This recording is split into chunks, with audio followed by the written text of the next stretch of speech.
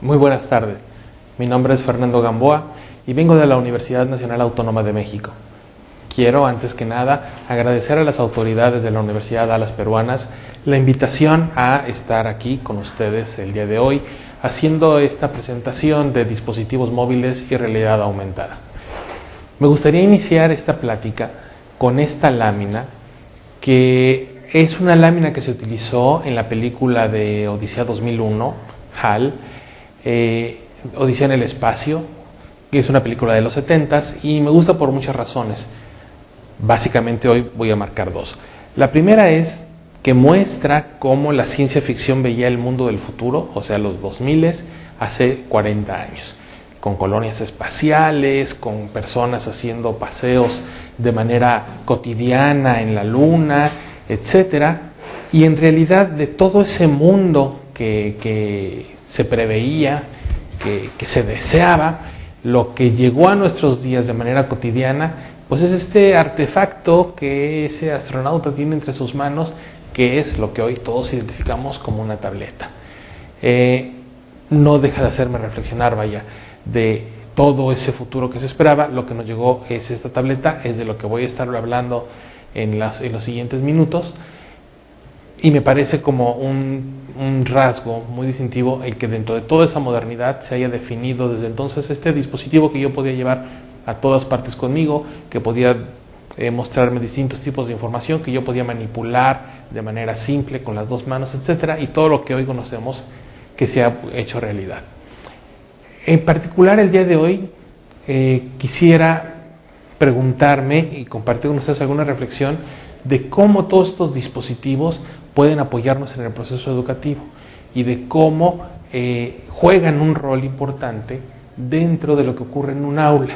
Esta imagen que está en este momento en su pantalla, en la pantalla, es el inicio de una de las famosísimas series de Los Simpson. Es un capítulo que se llama Bart Saca Zeta y es un inicio muy divertido porque se ve justamente a la profesora peleando o tratando de poner orden en una escena donde todos sus alumnos, cada uno de ellos tiene un dispositivo con el que llegó a la clase y todas las dificultades que tiene para hacer que hagan caso a lo que ella está tratando de explicar y para tratar de dialogar con ellos. Y es muy significativo porque esta escena termina con una escena que, bueno, en la televisión nos hace reír, pero en realidad es una escena muy cotidiana, donde la maestra decide que la solución es quitarle a todo mundo su teléfono y guardarlo en un cajón, como la única manera entonces de poder ella dar su clase.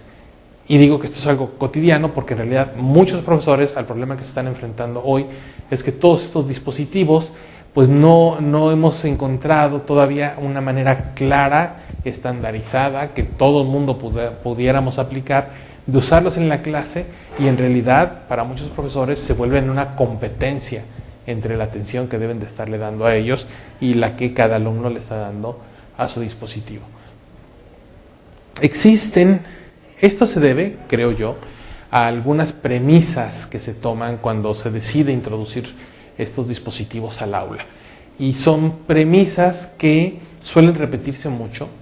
pero no por repetirse mucho se vuelven ciertas. Que son, y voy a tocar solamente 4, hay algunas otras, pero estas 4 me parecen las principales. La tecnología promueve mejoras en el aprendizaje de los alumnos. Y esto significa que pareciera o nos hacen sentir que por el hecho de introducir tecnología a nuestras aulas, a nuestros salones, esto va a lograr un mejor aprendizaje en ellos. Como vamos a ver, esto no solo es cierto, sino que tiene otros riesgos encerrados. Una segunda es que el uso de la tecnología en los profesores, sobre todo, lleva al rediseño de su práctica docente. Solo por el hecho de saber usar la tecnología, un profesor va a cambiar la manera como organiza, estructura y lleva a cabo su clase, y también hoy sabemos que esto no es cierto, y hablaré un poco de ello. Se habla mucho de esta capacidad innata que tienen los jóvenes para utilizar la tecnología y de cómo pareciera que nacen entendiéndola, y sin embargo, una vez más, hay estudios que muestran que esto no es cierto y que nosotros como instituciones de educación no podemos asumir que todo el mundo tiene el mismo nivel de dominio y de conocimiento para a partir de ahí tratar de llevar a cabo nuestras clases. Y finalmente, este aspecto de que la tecnología funge como un elemento motivador y en el momento en que los estudiantes encuentran esta tecnología, entonces toman gusto por las actividades que le estamos proponiendo simplemente porque son hechas a través de un medio tecnológico. Y esto, una vez más, no es cierto. Entonces voy a tocar brevemente cada uno de estos 4 premisas que yo califico como retos. En realidad, el que creamos estas cosas, el que permanezca la creencia en que estas 4 cosas son ciertas y son argumentos válidos para integrar los instrumentos móviles y las tabletas en el salón de clase, pues es algo que voy a tratar de argumentar de por qué no es cierto, pero sobre todo, qué oportunidades sí nos abren. Bueno, pasando al primer punto, la tecnología promueve mejoras en el aprendizaje de los alumnos.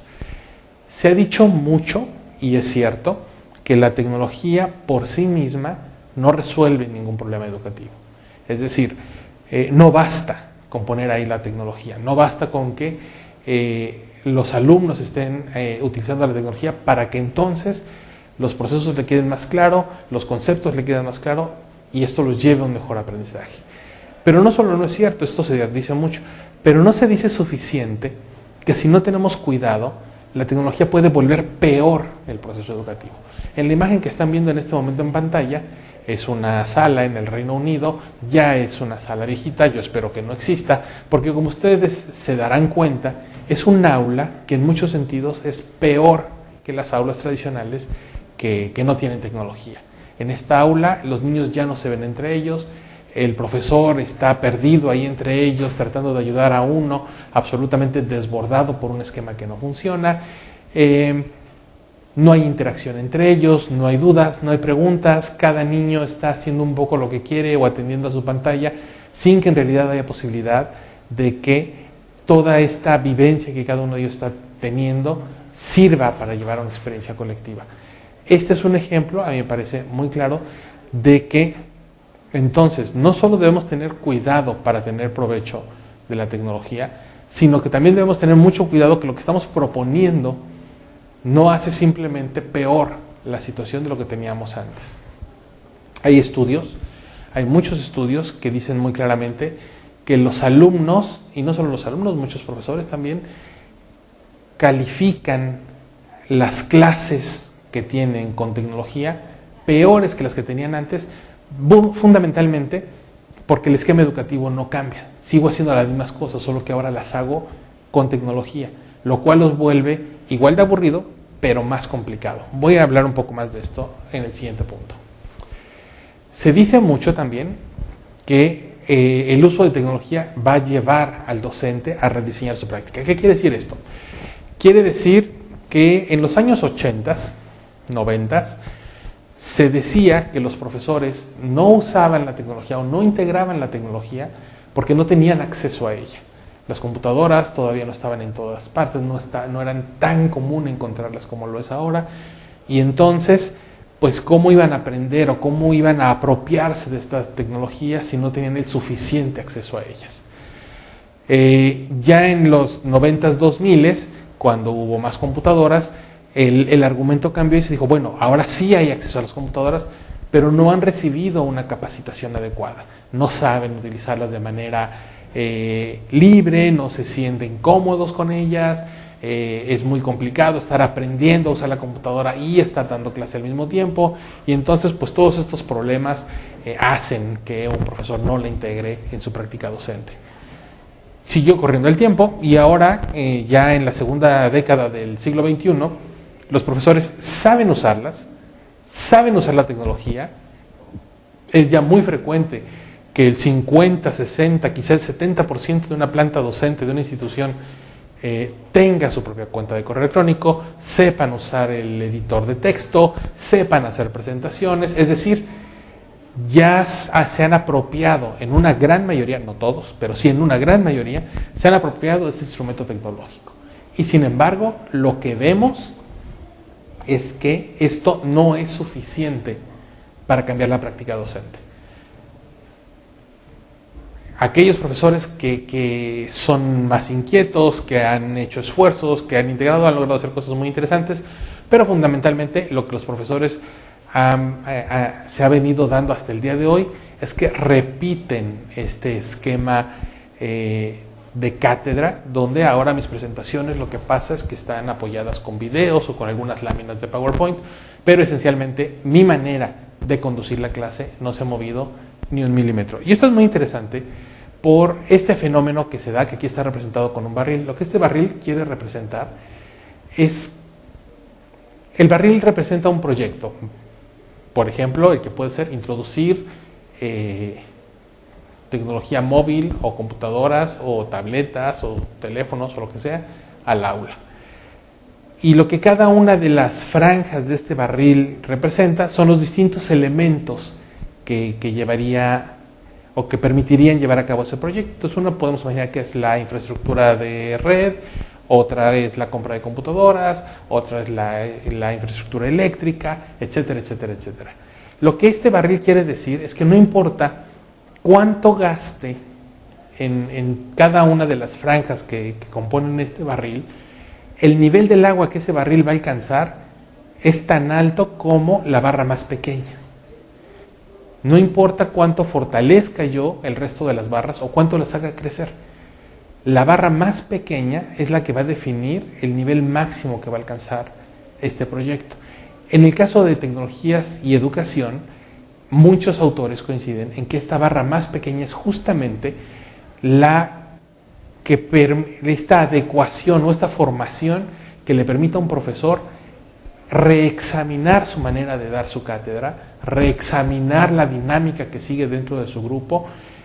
y a partir de esta reflexión rediseñar la manera como enseña a sus estudiantes apoyándose en el uso de la tecnología. Esto es algo que al día de hoy no hemos logrado hacer y que entonces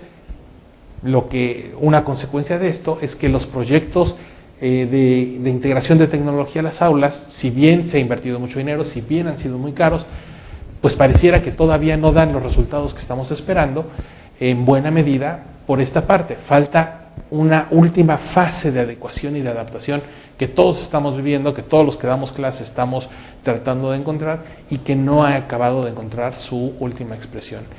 por lo que yo lo estoy poniendo como un reto. Lo que debemos de tener muy claro es este punto. No porque un profesor, no porque yo sepa usar la tecnología, esto implica que también soy capaz de modificar la manera de dar mi clase o de estructurar las dinámicas que llevo adentro del salón. Son dos procesos diferentes que deben de ser atendidos de manera diferente. Un tercer aspecto que suele creerse y que suele darse como argumento para la introducción de estas tecnologías es que los jóvenes parecieran de manera innata hábiles y capaces de utilizar cualquier tecnología que un profesor les ponga enfrente. Y desafortunadamente esto, también hay muchos estudios que demuestran que es falso. Se está convirtiendo de hecho en una carga para muchos jóvenes. Uno es tan capaz de usar la tecnología como acceso ha tenido a ella y como habilidades ha podido desarrollar. Y esto significa que alumnos que han tenido la posibilidad de tener acceso a la tecnología y de utilizarla, probablemente han desarrollado capacidades pues de manera importante en cuanto al uso de esa tecnología, pero hay alumnos que no han tenido esta misma posibilidad y que francamente tienen muchos problemas a la hora que se les pide que la utilicen. Esto significa que yo como profesor o yo como institución no puedo partir del principio, no debería partir del principio de que todos mis alumnos, todos los alumnos que llegan a la escuela tienen el mismo nivel de dominio o que cuando menos todos tienen un mínimo de dominio de la tecnología.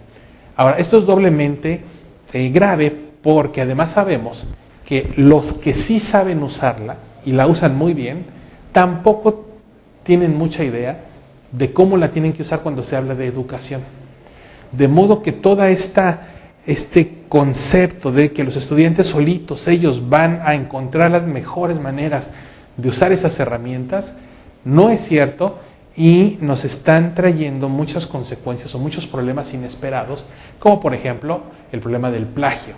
que es un problema de cómo recodifico información y cómo aprendo a respetar lo que no hice yo y cuál es la manera adecuada de tratar esa información. Finalmente, yo hablaba de este tema de la tecnología como elemento motivador, que sabemos hoy que no es cierto. No por poner yo mi material educativo en una computadora, los alumnos van a tener más interés en utilizarlo. Quizás lo tengan los primeros 3 minutos, pero muy pronto mi material va a estar compitiendo contra todas las otras posibilidades que tiene la computadora. De modo que pensar, como ya lo puse ahora en un dispositivo, esto se vuelve más interesante que antes, es una falsa idea que no debería de alentarnos o no debería ser un argumento cuando se decide introducir estas tecnologías al aula. Estos son los retos, y son retos importantes, son retos que hay que aceptar, porque por otro lado hay muchas oportunidades en cuanto al uso de estos dispositivos.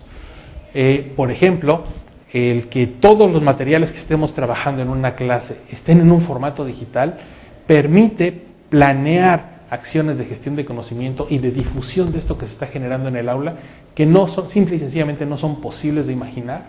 sin el uso de las computadoras. También permite apoyar modelos donde no todo el mundo esté en el aula, donde algunos sí estén aquí, otros estén en otra parte, estemos compartiendo toda esa información y estemos llegando a conclusiones, donde cada uno de los alumnos pueda hacer un uso individual de esta herramienta, llegar a conclusiones y compartir esto con el grupo, o de apoyar de manera mucho más eficiente a los alumnos y a los profesores en términos del trabajo colaborativo que se puede alcanzar, y voy a desarrollar rápidamente cada uno de estos puntos. Generación de material que por su formato digital permite esta expansión. Esta foto que estén viendo en la pantalla es un laboratorio de ciencias en el cual yo participé en su diseño. Mi parte dentro de este proyecto era encontrar cuál era la mejor manera de introducir tecnología a un laboratorio de ciencias. Como pueden ver en la imagen, no se trata de un laboratorio con simuladores únicamente, sino que se trata de un laboratorio donde los alumnos llevan a cabo sus experimentos y utilizan las tecnologías para, pues por una parte para anotar sus resultados parciales, pero también para poder socializar esos resultados y compararlos con lo que están haciendo otros compañeros. De modo que el esquema queda más o menos así. Esta propuesta lo que busca es que un estudiante pueda interactuar con el experimento y tener sus propias conclusiones, pero también que el estudiante pueda tener esa discusión con sus compañeros de equipo y que juntos y mediante su comparación de ideas y mediante los diferentes análisis que puedan hacer, puedan llegar a conclusiones de qué fue lo que sucedió en su mesa, y que esto no solo se quede en su mesa, sino que lo puedan compartir con el resto del grupo, de modo que el profesor pueda pedirle a un equipo que muestre a todos sus otros compañeros qué fue lo que obtuvieron y qué fueron los resultados que obtuvieron, y esto en un medio digital pueda ser muy fácilmente compartido o proyectado en distintas áreas. E incluso que lo que estamos haciendo en este grupo pueda compararse o compartirse con lo que está haciendo alguien en otra escuela, y que vía red podamos estar viendo lo que hicimos cada uno y comparando nuestros resultados. Asimismo, bueno, las distintas relaciones que tiene el profesor y con un estudiante y con un equipo de alumnos y con el grupo entero, y cómo todas estas diferentes relaciones pueden ser apoyadas a través de la tecnología o de un profesor con el resto de sus compañeros. De modo que el hecho de que la información que está circulando en mi salón toda comparta un mismo formato y toda la podamos compartir de estas muy variadas y muy poderosas maneras, por supuesto que abre todo un nuevo espectro de actividades que antes no teníamos acceso, simplemente porque el medio que utilizábamos, ¿no?, el lápiz, el papel, la pluma, pues no lo permitía tan fácilmente. Hoy sí estamos en esa posibilidad y son aspectos que deberíamos de estar explotando. Una segunda ventaja de tener estos dispositivos con nosotros es justamente apoyar modelos mixtos. Esto significa que no todo el mundo tiene que estar forzosamente en el aula, sino que quizás algunos de los compañeros o en colaboraciones especiales que se hagan con otras personas pueda estar dialogando y compartiendo información con gente que no está aquí. Lo que están viendo en la pantalla es un prototipo de una mesa que se llama Mirage Table, que está desarrollando Microsoft, y lo que se ve ahí, o lo que yo veo, es como si del otro lado de la mesa estuviera sentada una persona que en realidad se encuentra en otro lugar de mi ciudad o de mi país, o no importa dónde esté la otra persona. Y los dos podemos usar la mesa para intercambiar información y objetos. El objeto físico que yo coloco en la mesa se proyecta en tercera dimensión al otro usuario, de modo que él lo ve sobre su proyección como si el objeto estuviera puesto ahí, y viceversa. el hecho de que cada uno de mis alumnos entonces tenga estos elementos posibilita este nuevo tipo de interacciones. Por aquí empezamos a entrar al otro tema que también quiero tratar en esta plática, si bien brevemente, que es el de realidad aumentada. Realidad aumentada, bueno, voy a hablar un poco más en detalle más adelante. Otra posibilidad de que cada uno de mis estudiantes tenga su propio dispositivo, y una gran ventaja, es el permitirles a cada uno de ellos elaborar de manera privada primeras conclusiones, jugar con simuladores, hacer sus notas, hacer sus propias deducciones antes de compartir esto con otras personas. Y también el poder llevar a cabo sesiones de realidad aumentada en primera persona. Brevemente, ¿qué es realidad aumentada? Muy probablemente todos ustedes lo sepan, pero en esta imagen lo que tenemos es una imagen de una catedral y cómo esa misma catedral se ve a través de un dispositivo móvil. Lo que vemos es que sobre esta escena real, la cámara que tiene el dispositivo móvil reconoce algunos puntos estratégicos de la imagen, reconoce qué está viendo y sobre lo que estoy viendo de la realidad agrega información que no está ahí, información digital, ¿no? Entonces ahí me está poniendo en la imagen, bueno, qué estoy viendo, hacia dónde está el norte, dónde quedan otros sitios, dónde puedo comer, etc. Esta técnica es particularmente poderosa y a mí me llena de emoción y de proyectos, porque es una técnica que permite de manera muy eficiente y a muy bajo costo pensar justamente en nuevas dinámicas dentro de mi salón de clases. De modo que yo no utilice la tecnología para repetir lo que ya hacía antes, sino que utilice la tecnología de manera innovadora para hacer cosas que antes no podía hacer. Por ejemplo, en la imagen que tienen aquí, lo que ven ahí son unos cubos, cada uno de ellos puede notar que tiene una imagen, y en el pizarrón que está frente a los niños, lo que hace el sistema es que ya no muestra estas imágenes que tenían los cubos, sino que las cambia por unos objetos que son proyectados en el sistema. Y los niños lo que tienen que hacer es deletrear una palabra a partir de mover estos cubos. Esto significa que yo puedo hacer estrategias donde los estudiantes pueden pararse, pueden moverse, pueden discutir, pueden intercambiar objetos, y todas estas acciones pueden ser registradas de una manera cada vez más eficiente por un sistema de cómputo que los está observando. Y que no solo lo está observando, sino que está añadiendo significado a sus distintas acciones. De modo que la retroalimentación que yo les puedo dar de si están haciendo las cosas de manera correcta o no, puede ser inmediata, más precisa e individualizada para cada uno de estos estudiantes. Este va a ser un elemento, yo considero, clave en el éxito de poder llevar a cabo o de poder integrar estas tecnologías en el aula, que es pensar en nuevas dinámicas y pensar en nuevos ejercicios y pensar en nuevas cosas que vamos a hacer dentro del salón de clases que saquen provecho, que exploten el hecho de que estamos todos reunidos en un lugar y que estamos haciendo una misma tarea. Un punto más que también es muy importante es facilitar este trabajo colaborativo donde cada uno de los estudiantes puede estar generando parte del trabajo y luego juntos aportar estas distintas partes para una solución global. Este es un video de un trabajo que estamos haciendo en la UNAM, donde varios niños están trabajando cada uno de ellos en un dispositivo móvil y luego comparten sus trabajos hacia la mesa y en la mesa reúnen lo que cada uno de ellos está haciendo para llegar a una solución final. Si podemos correr el video, por favor.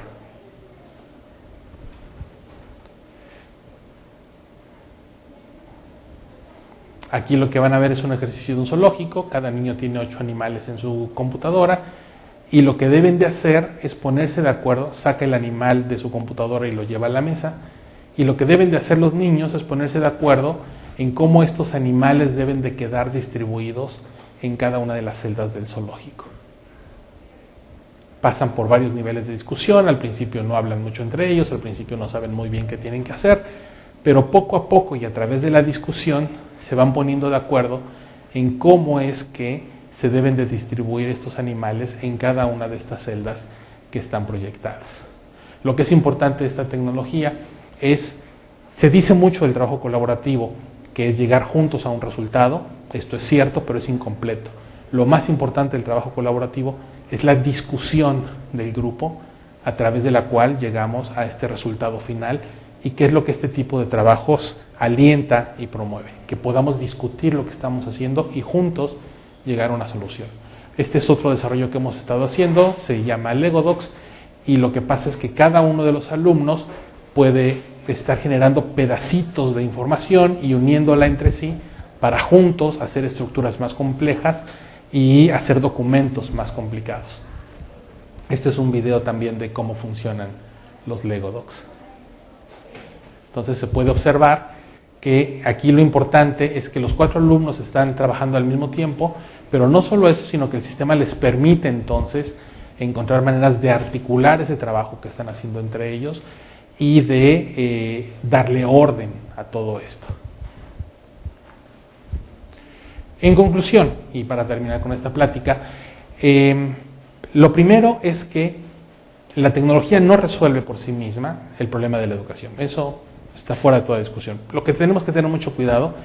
es que si usamos la tecnología para repetir lo que hacíamos antes, o si usamos la tecnología de una manera muy discriminada, no solo no lo vamos a resolver, sino que hay muchas posibilidades de que lo hagamos peor como problema educativo. Que usar esta tecnología, que usar cualquier tecnología para repetir lo que ya hacía antes, es en general una mala idea. Porque, como ya decía, la actividad en sí misma no mejora, pero sí se vuelve más complicada, porque ahora además hay que estar lidiando con los distintos artefactos tecnológicos y todo prendió, si todo está conectado, etc. Si vamos a introducir tecnología al aula, en general es porque queremos hacer nuevas experiencias que no podríamos hacer antes sin el uso de ella. La tecnología nos permite pensar en esquemas radicalmente diferentes y de modificar el proceso de enseñanza-aprendizaje. Por ejemplo, algo que nos permite hacer es romper para siempre con la idea de que una clase solo dura 1 hora en la mañana 3 veces a la semana. Y empezar a pensar en esquemas fluidos donde hay actividades antes, durante y después. Donde se llega a la clase con una parte de las cosas hechas, donde en la clase entre todos vamos a hacer lo que de verdad vale la pena que hagamos todos ahí y que nos vamos a quedar con tareas o con cosas a hacer antes de la siguiente clase. Podemos organizar el grupo de maneras diferentes, podemos pensar en nuevas dinámicas, podemos pensar en compartir datos, podemos pensar en que algunos compañeros vayan a colectar y otros estén aquí, podemos pensar en otra manera de hacer las discusiones, en otra manera de que cada grupo y cada alumno participe, de modo que se vuelva dinámico, se vuelva atractivo, se vuelva rico y no nada más intentar hacer lo que hacemos a través del medio tecnológico. Por eso yo creo que vivimos en un tiempo privilegiado.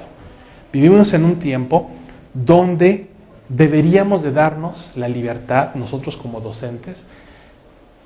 quitarnos un poco este susto y este temor que de repente paraliza de cómo integro la tecnología a mi clase, cómo uso todo esto que tengo a mi disposición de una manera eficiente. Y más bien cambiar esta pregunta por qué tipo de clase quisiera yo dar, qué cosas nuevas quisiera probar, qué cosas que antes no podía hacer pero que siempre se me ha antojado, quisiera probar a hacer ahora con la tecnología, quisiera dar nuevas oportunidades, nuevos esquemas, nuevas maneras de hacer las cosas, porque para eso sí voy a encontrar muchas posibles respuestas, muchas maneras de hacerlo y quizá en una de esas y entre todos podamos dar pasos más sólidos, más seguros hacia lo que seguramente va a ser ahora sí, un mejor proceso de enseñanza-aprendizaje basado en estas tecnologías. Creo que es todo. Muchas gracias por escuchar y hasta la próxima.